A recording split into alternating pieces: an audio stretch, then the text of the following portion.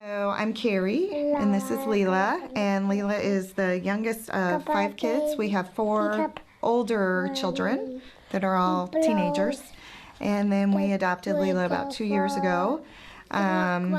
We were prepared for a special needs adoption, and so we did know she was blind before we adopted her.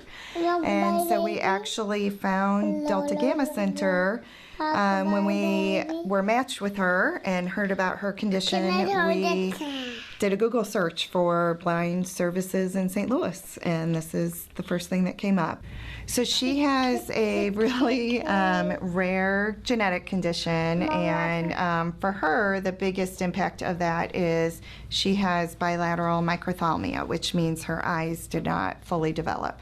So she can see light, and that's it. But she was born with it, so she doesn't know any different, and she's a happy kiddo. We brought her home about 6.5 months, and I think we had our first visit for early intervention for her evaluation, I think was about 2 weeks later. And she started early intervention services at that time, and so we've been getting a lot of early intervention through Delta Gamma, and then also we go to the Buddy Builders class once a month, which we love. We get 2 visits a week from a vision teacher, and then we get, in addition to that, visits from an orientation and mobility specialist, so that helps her learn how to use her cane and get around her environment.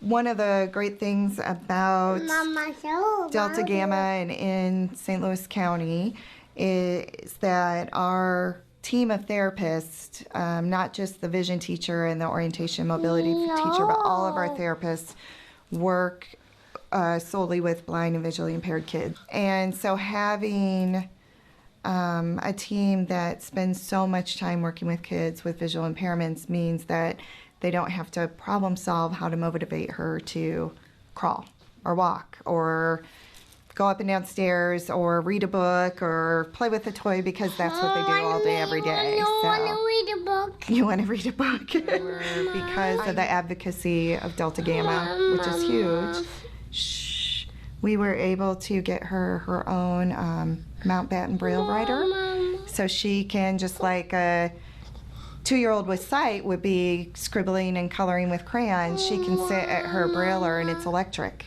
So she can type and scribble, and then she likes to reach up and feel what she wrote, and she'll tell you, Lela and doggy, and so she's getting to do the same version of scribbling and practicing writing, those pre-literacy skills that she would be doing if she could see, just in a different way. And it's just like having any other 2-year-old at this point, because we've been given so many skills to adapt where we need to, and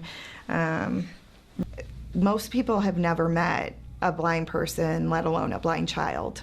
It's just very rare. And so having a group that has chosen to invest their time and their energy and their money into making sure that kids who are born with vision loss or develop a vision loss don't have to miss out on the fun of childhood is huge, because without it, there wouldn't be a whole lot